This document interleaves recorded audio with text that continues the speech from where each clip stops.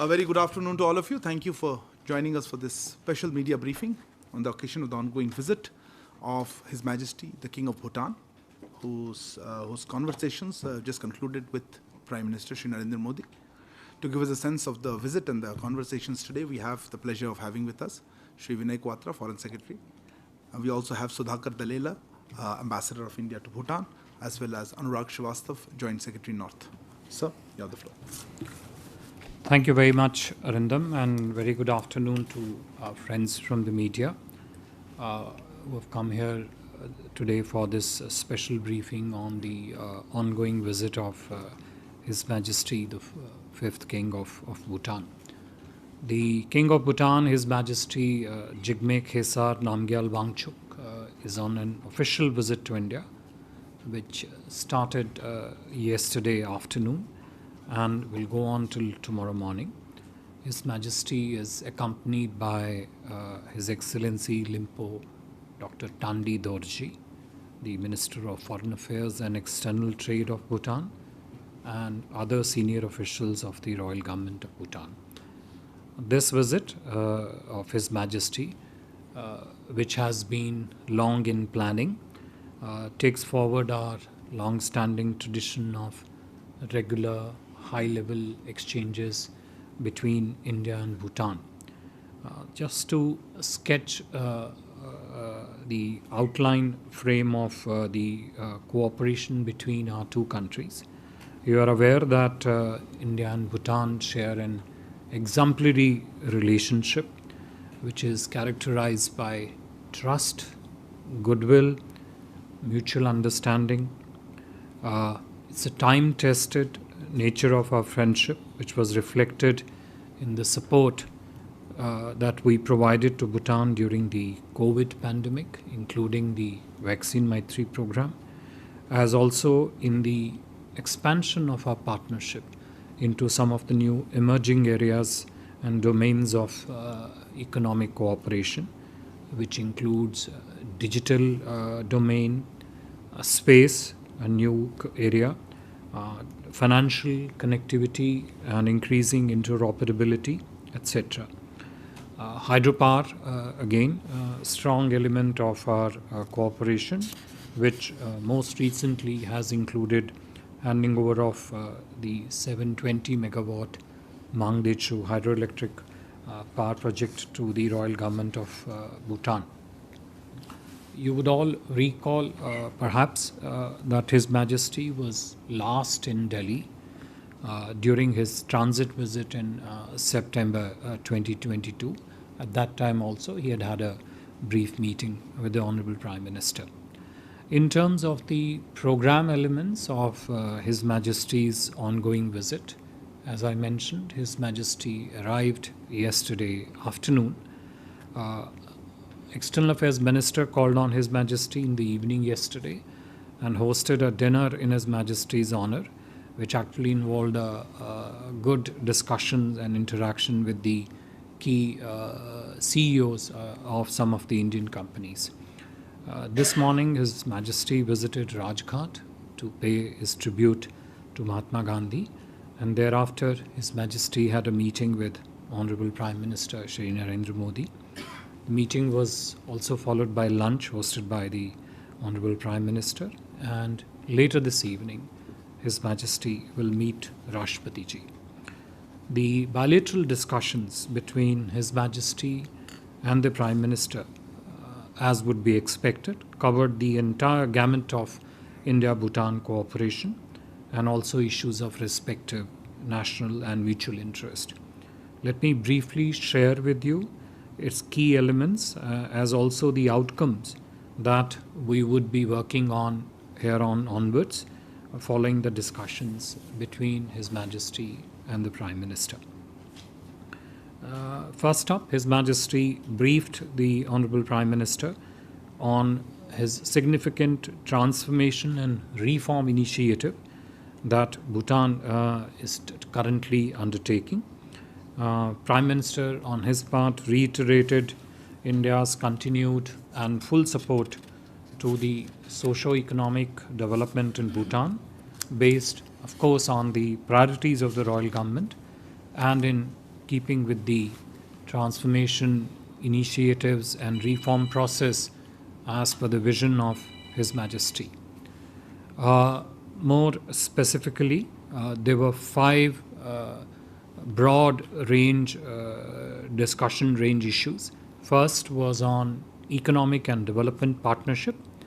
This covered in turn many elements, which included cooperation for Bhutan's 13th 5-year plan, whose process is beginning from next year onwards. Support, including relevant financial support for the reform process in Bhutan. Support also for the institutional capacity building in Bhutan, and project-based development partnership, which is one of the key pillars of our development cooperation with Bhutan. Second bucket of issues was relating to trade, connectivity, and investment cooperation, which in turn included discussions on infrastructure connectivity, whether pertaining to integrated checkposts, rail connectivity, air connectivity, digital connectivity, people-to-people linkages, and of course the inland waterways, of which we have spoken in the past also. The third related element pertained to long-term and sustainable trade facilitation measures that India and Bhutan could take, which would link to the economic growth and prosperity of both economies. 4, as I just hinted in the beginning, as part of new paradigms on energy cooperation, which would of course strengthen the existing frame and specifics of hydropower cooperation, but also carry forward our cooperation in this domain into non-hydro renewable space. And the last subsegment in the economic chapeau relating to new sectors, which, as I mentioned, space, startups, cooperation in the field of STEM education as part of the bilateral partnership. In this context, the recent launch of India-Bhutan satellite, which was jointly developed by the space engineers from both countries, was particularly appreciated. In terms of specific outcomes, which, as I said, we would be following up based on the discussions between His Majesty and the Honorable Prime Minister. One, it was agreed that India would step up its support to Bhutan's upcoming 13th 5-year plan. The specifics of this support, its distribution into different projects, that is something which is to be worked out between the two systems going forward. 2, at Bhutan's request, India would work to extend an additional standby credit facility. This would be over and above the 2 existing standby credit facilities that is operating between the 2 countries. Third, as I just mentioned a brief while earlier, we would work to shape long-term sustainable arrangements for export of agricultural commodities from Bhutan. Also work to develop long-term bilateral arrangements for assured supply of critical commodities to Bhutan, which would include petroleum, fertilizers, and coal. We are also examining and considering setting up the first integrated checkpost along India-Bhutan border, which would be somewhere near Jaigaon. The exact specific location of the ICP is yet to be determined, but the broad location point is known. Fifth, we will also try and expedite the proposed Kokrajhar-Gelifu rail link project through GOI, Government of India support, in consultation, of course, with the Bhutanese side. This in some ways will be historic because this would be the first ever rail link between India and Bhutan, and naturally links up well to the rest of the regional connectivity infrastructure in South Asia. In the field of hydropower specifically, which has been the cornerstone of our economic relationship, we agreed to an upward revision of tariff of the Chukha hydroelectric project. This is the oldest hydroelectric project with Bhutan and is of great significance. In the space of hydropower itself, we will consider positively Bhutan's request to sell power from its hydropower project known as Basuchu hydroelectric project. This would be perhaps done through the energy exchange mechanism of the market. The details are yet to be worked out, but the discussion is that it could be done through the market exchange mechanism. Again, based on the CBT guidelines of the Government of India, we would extend favorable consideration to Bhutan's request regarding power trade and access to financing for new and upcoming hydropower projects. Again, the specifics of this would vary from project to project and would naturally be in sync with our CBT guidelines. And also, as I mentioned earlier, expand our energy partnership to include non-hydro renewables, particularly in the field of solar, and also maybe see how the bilateral cooperation between our two countries in the field of e-mobility could be expanded. Besides the existing range of hydropower projects and also exploring the non-hydro renewable space, we would also try and expedite the finalization of modalities for new hydroelectric projects, hydropower projects, including the Sankosh hydroelectric project. As you can see from this listing and description, the ongoing visit of His Majesty has provided an excellent opportunities for both India and Bhutan to not only review the full range of bilateral engagement, advance it further in all these areas which I mentioned here, but also at the same time sketch a roadmap in terms of the next steps that we would take to further our multifaceted cooperation and partnership. I'll stop here and take a few questions. Thank you. Thank you very much. I'll start with Neeraj. No, Neeraj. Sir, Neeraj हूँ news 18 India से। डोकलाम मसले पे कोई चर्चा हुई? हाल ही में भूटान के प्रधानमंत्री के बयान की काफ़ी चर्चा थी, उस संदर्भ में कोई बातचीत हुई? ये इतना अनएक्सपेक्टेड क्वेश्चन था कि मैं सारे क्वेश्चंस इस टॉपिक पे एक साथ ले सकता हूँ। Anybody on Doklam or anything related to that? Yeah, Siddhant, please. Basically not on Doklam, basically about the Chinese worry concerns. India has a worry with Chinese aggressive actions. Bhutan is also facing its issues and especially border issues. Were there any discussions regarding that? Did the Bhutanese side briefed on that to the Indian side over the issue when it comes to conversation with the Chinese? On the same topic? Yeah, please go ahead. Sir, मैं कविता जोशी हूँ। Sir, मेरा सवाल Doklam issue से ही related है। जैसे कुछ दिन पहले अभी भूटान के प्रधानमंत्री ने ये कहा था कि डोकलाम जो डिस्प्यूट था, इंडिया के जो डोकलाम डिस्प्यूट है उसका जो समाधान है उसमें चीन भी बराबर का भागीदार है। तो भारत हमेशा मतलब इसका विरोध करता रहा है। तो क्या प्रधानमंत्री ने किसी तरह का प्रोटेस्ट भी रखा है भूटान के किंग के साथ अपनी बातचीत में? Behind you. सर, मैं मुकेश कौशिक हूँ, दैनिक भास्कर से।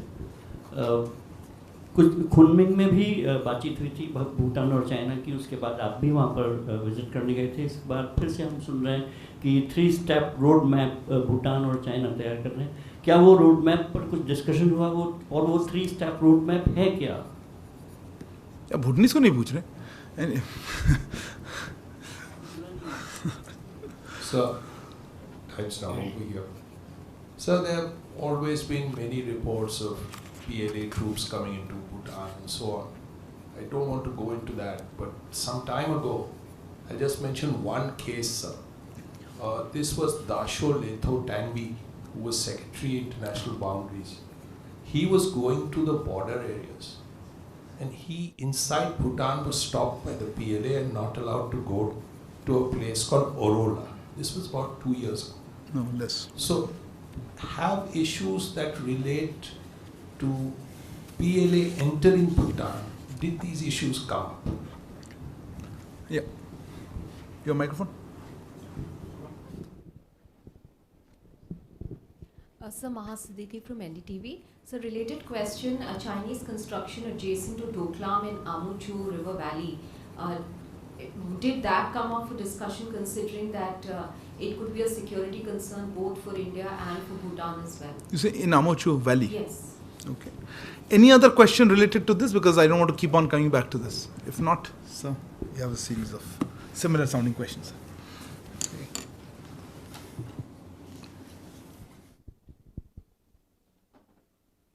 देखिए, नीरज जी, जो आपका प्रश्न था, कविता जी जो आपने भी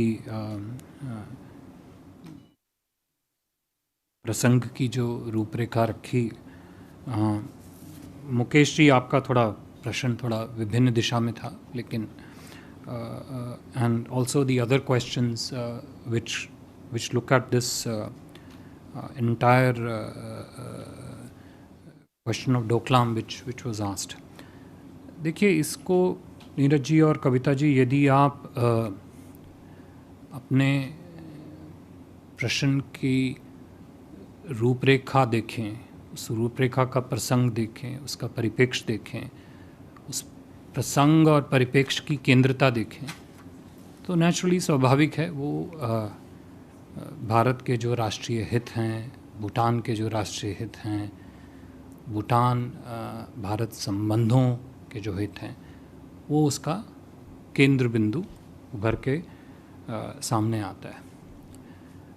देखिए, जैसे मैंने शुरू में भी कहा कि भारत भूटान जो संबंध हैं, उनके कुछ मुख्य आधार हैं।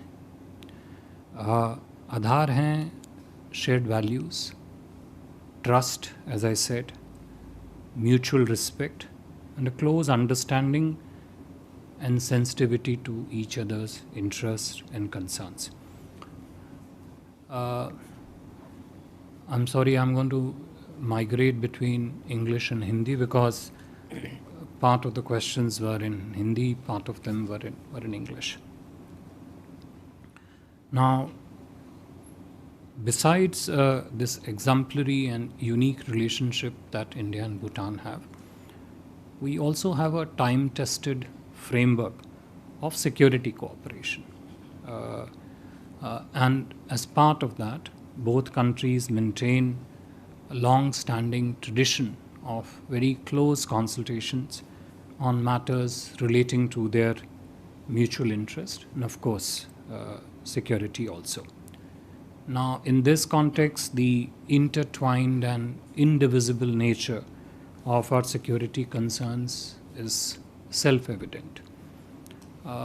With regard to the specificity which was inherent in some of the questions, all I would say is that Government of India very closely follows all developments which have a bearing on our national interest, and we would take all necessary measures to safeguard them as necessary.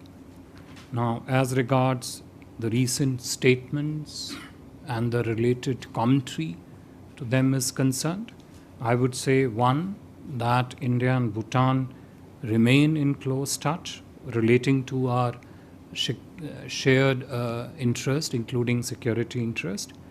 And I would only reiterate, our earlier statements on this issue, which very explicitly and very clearly bring out our position on the determination of the tri-junction boundary points.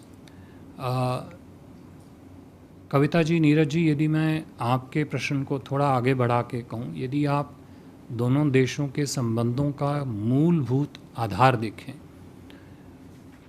मूलभूत संरचना देखें, उनकी विविधताओं की का अगर आप पूरी तरह से अवलोकन करें, तो आप 5-6 चीज़ें पाएंगे। एक, प्रगाढ़ मित्रता। दूसरा सकारात्मक दृष्टिकोण, तीसरा सहयोग और सहकार्य जो कि दोनों समाजों की प्रगति का आधार है, विकास यात्रा का आधार है, और जैसे कि मैंने कहा एक ट्रस्ट और mutual respect and sensitivity. So I think I'll just stop here in terms of covering all that. जो आपने मुकेश जी जो खुनबिंग से रिलेटेड जो आपका प्रश्न था, देखिए भूटान चीन के बीच में क्या वार्ता उनकी बाउंड्री को लेके है, वो प्रश्न चीन और भूटान के समक्ष आप रखेंगे तो शायद वो ज़्यादा उचित रहेगा मेरे हिसाब से. I think we covered all that. Okay. Thank you. Other questions on now? Start with you. So actually, I have a clarification on this. If it's on this, you will not get very much more. That we okay. Okay. So during the Doklam episode, so Sridhar from the Asian Age, during the Doklam episode, China had indicated that it will deal with Bhutan as a sovereign nation and it will not accept an Indian veto on any proposal to resolve the territorial disputes. First of all, what is, there seems to be some perception that Bhutan is open to a territorial swap whereby they cede the Doklam Plateau to China in return for land elsewhere. What is India's response to this specific proposal? And just needed a small clarification. Was this issue discussed? The questions were asked, but I just wanted a very specific answer. Was this issue discussed in the talks between the Prime Minister and the Bhutanese king today?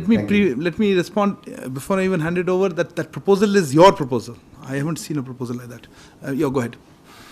So Hasini Heather from The Hindu. I'd like to repeat Sridhar's question if possible. We could get some information on what was brought up between Prime Minister Modi and His Majesty the King of Bhutan. Also wanted to ask specifically, Prime Minister Lote Shering said in his interview last week that on demarcating the northern boundary of Bhutan, they expect that they can probably demarcate that boundary within 1 to 2 meetings between Bhutan and China. So my question really is how close do we think Bhutan and China are to this kind of resolution? And is you mentioned the tri-junction, and India's protocol when it comes to the tri-junction is well known. But is the surrounding area of the tri-junction and Bhutan and China's discussions on that a matter of concern that came up in today's meeting? Sorry, could you repeat the last part? Surrounding areas came up today, or is it a matter of concern? Did they come up? They are a matter of concern. I mean, your question you asked, was it? Yeah. Okay, did it come up? But did they come up as a matter of concern? Did matter of concern? Okay, Shashank, go ahead. Shashank, yeah. Thank you, sir. Shashank Mattu with the Mint. So the first question on education. The number of Bhutanese students in India stood around 2,500 a decade ago. It seems to have come down to around 1,200, 1,500. And given the importance of people-to-people ties, it seems that they seem to be going to education destinations like Australia instead. Could you give us a sense of why that has happened exactly? Because given the importance of people-to-people ties that you mentioned yourself, if I could just quickly tack on something to that. You mentioned CEO investments and meetings between Indian and Bhutanese CEOs. Can we get a sense of which sectors and what they're looking to break into the Bhutanese market? Thank you so much. Okay, so one more hand. Yeah. So I'm Akhilesh Suman from Sansad TV. This is regarding people-to-people connect between India and Bhutan. What we have heard that Bhutan has put some specific fee for any Indian tourist who is going to visit there. So what any talk around this issue and is there any outcome of it? You have a question? Go ahead. So Manas from PTI. So as you mentioned, in fact, the security cooperation between Bhutan and India has been very close. Was there any discussion on further expansion of the security cooperation in any specific areas? Further expansion of security cooperation. Okay, I see no further hands. So we'll close with that.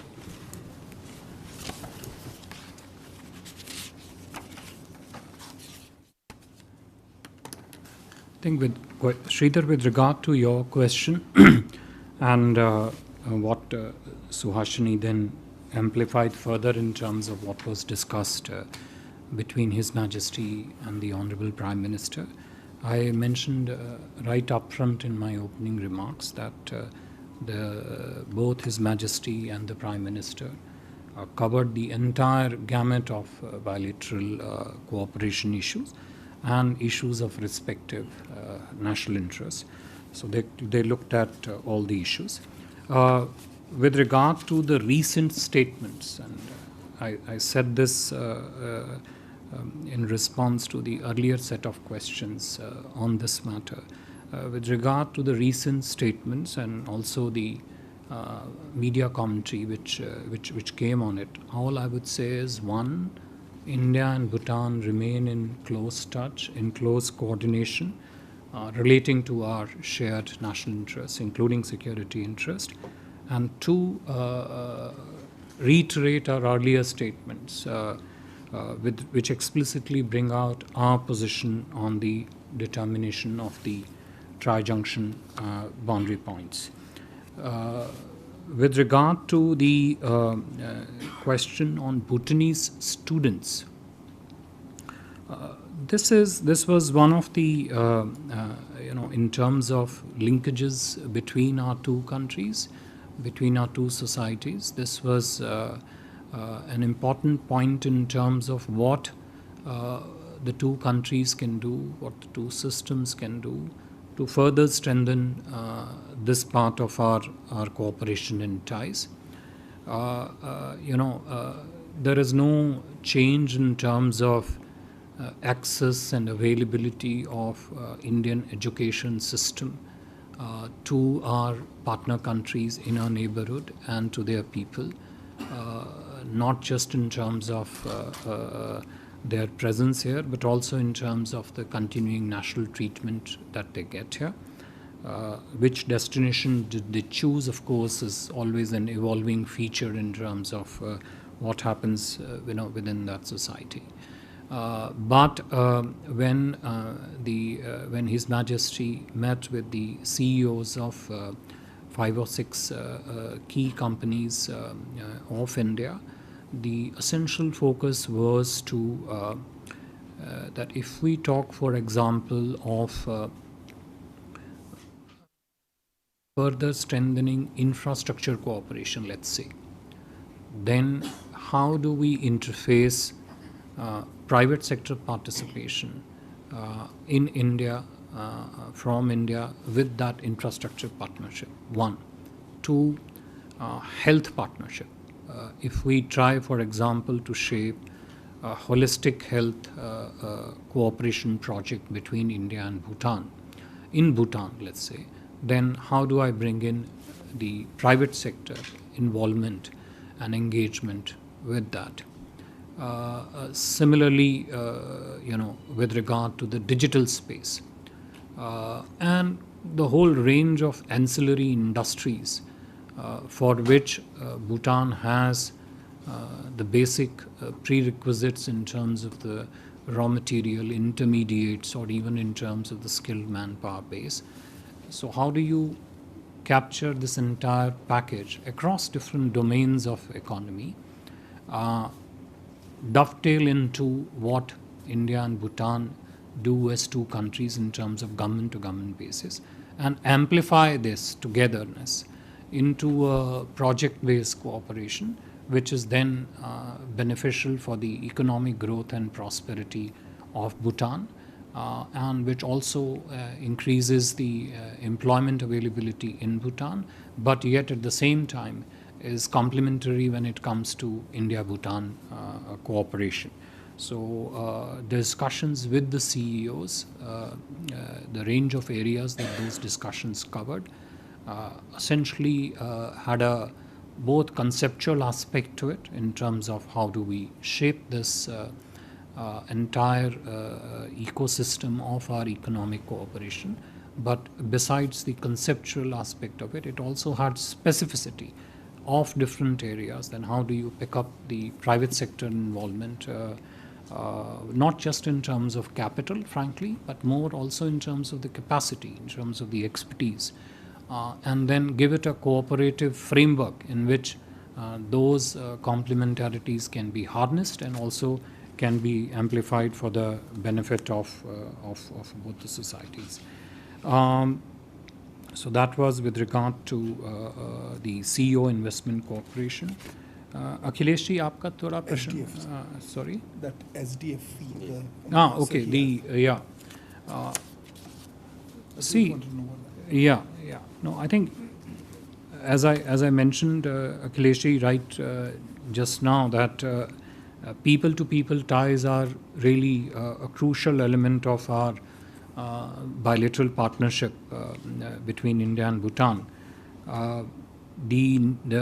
As you are aware, under the new tourism policy of Bhutan, the government of Bhutan had at that time introduced a fee of SDF US $200 per day for on international tourists.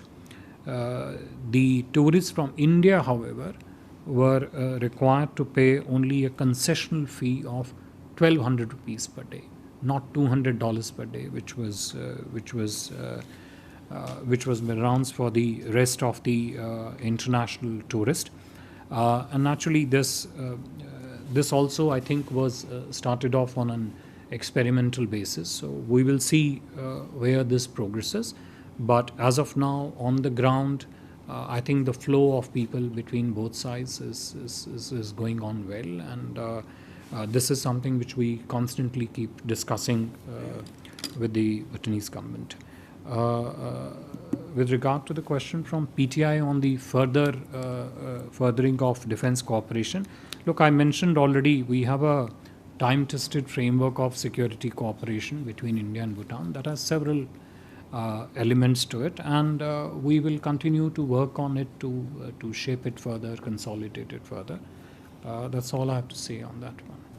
Thank you very much, sir. Thank you also to Shri Sudhakar Derila as Shri Anurag Srivastava for being here today. Good evening. Thank you.